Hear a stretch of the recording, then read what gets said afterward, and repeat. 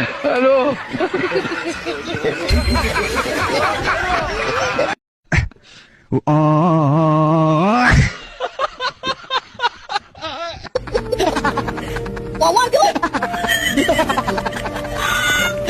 अस्सलाम वालेकुम असान भाई।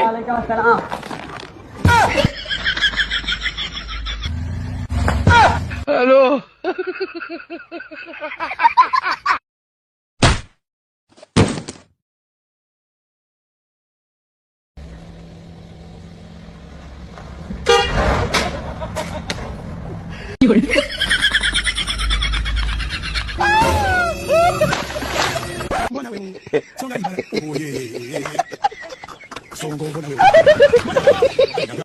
ला भाई दीपक है पता नहीं किस बहन चोद की नजर लगी है। चलो पहुंच गया अभी